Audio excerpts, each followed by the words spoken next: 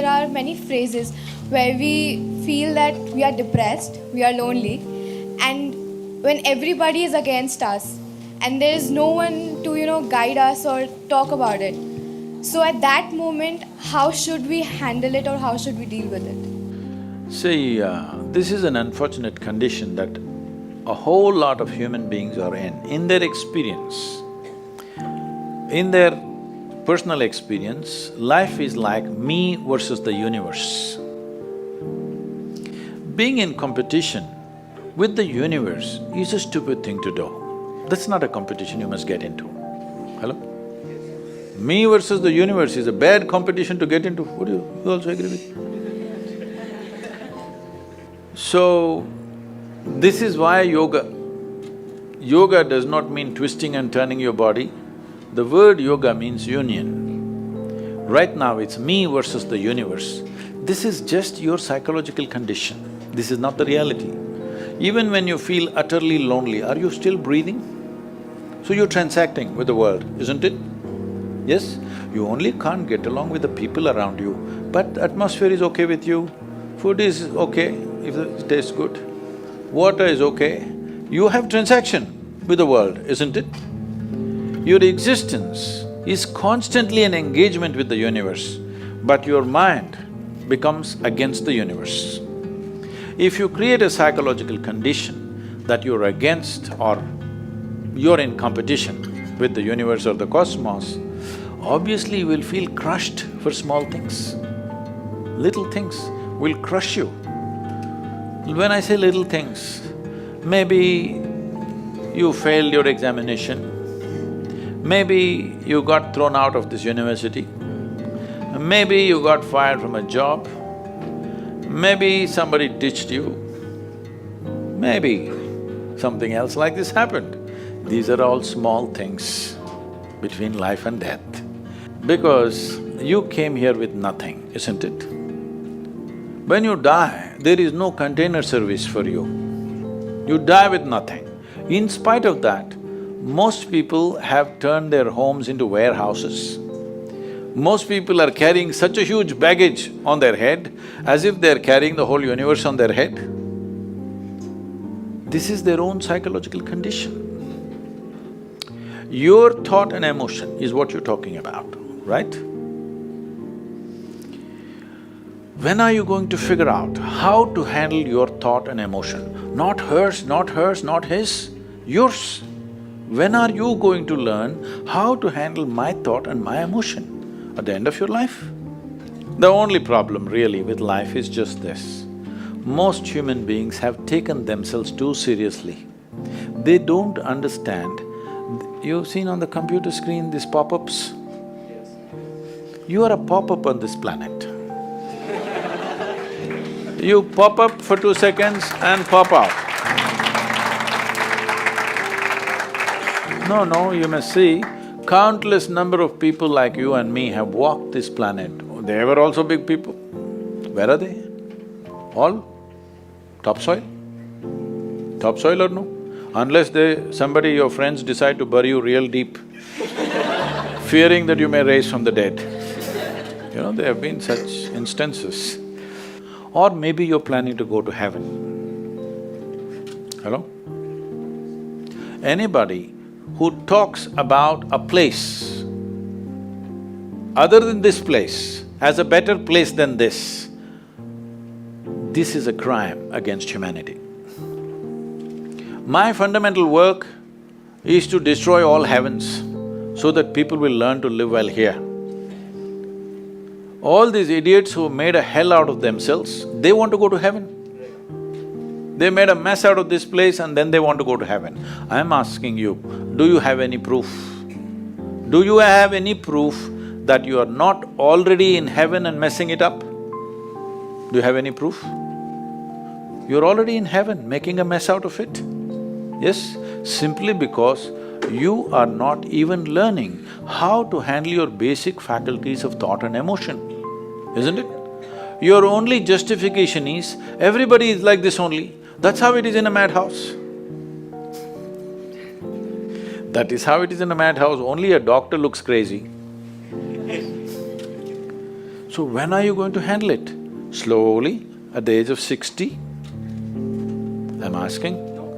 When will you learn how to handle my thought, how to handle my emotion, how to handle my body, how to handle my chemistry? When are you going to figure this? At the end of your life? Because this culture has grown, when to do spirituality means when you're 70, when you're no good for anything else. No, at the earliest possible time, whatever is most profound about you, not about heavens, about this life, everything that you need to know, you must know soonest, isn't it? Only then you live a sensible life.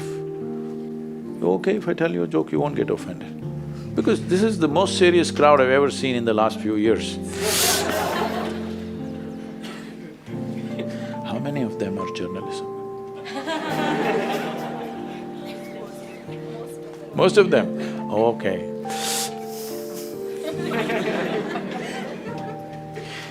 This happened.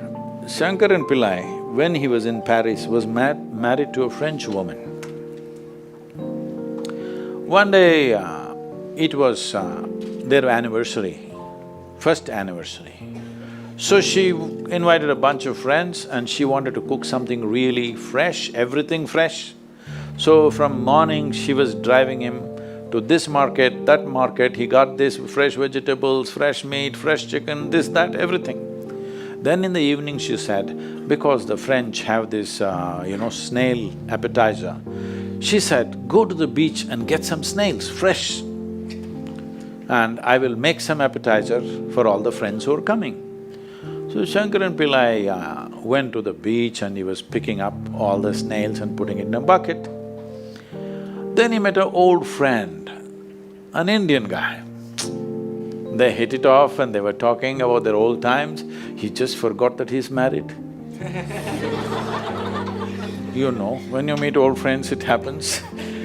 And both of them went to a bar and they had a few drinks and he just forgot. Then he realized, then the snails were just climbing out and one snail fell out of the bucket. He realized, oh my God, I'm supposed to take these snails, my wife, French wife, she's waiting. So he said, I need to go, and he went. By then it was already very late. He went, he knew it's not going to be pleasant. So he came near the house and spilled all the snails on the ground, threw away the bucket and went and knocked on the door. The French fury came. He turned back and said, come on you guys, we're almost there, come on, let's go.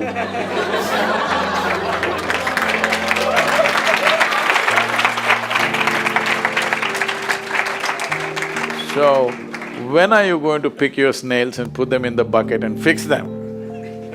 Huh? Your problems, you must fix them, isn't it? These are not problems.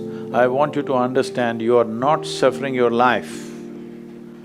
You're only suffering two fantastic faculties that only…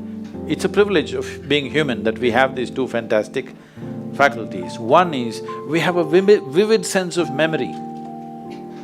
This is because of this memory our life is so rich, unlike any other creature. And we have a fantastic sense of imagination. Now, this is what you're suffering. What happened 10 years ago, you can still suffer. Why? Are you suffering life or memory? Hello? Memory. Memory. What may happen day after tomorrow, you're already suffering. Are you suffering life or imagination? Two most fantastic faculties you have, you're suffering. So what are you asking for? You want to become once again an earthworm. An earthworm is a very eco-friendly creature, I have nothing against it. But it took millions of years of evolution to get you this size of brain, and now you're suffering it. If we take away half your brain, of course you will sit there without any anxiety, without any suffering, peacefully. What we need is, we need to remove your brain, because you're suffering your own intelligence. Yes or no? Because we gave you a very complex machine, you have not bothered to read even the user's manual. You want to just blunder around. No, young people, it's time you figure out a few things about you. If you don't know how, we will give you tools how to figure this machine out, because in your life, many issues will come. More issues come up in your life means you're living a more active life. Nothing came up means you're not living. Yes, lots of issues every day. I have the maximum number of trouble going on in my life on a daily basis because so much of activity around the world, global level of activity only with volunteers, okay? Volunteers means nobody is qualified for the job and you can't fire them for inefficiency and they love you, what to do?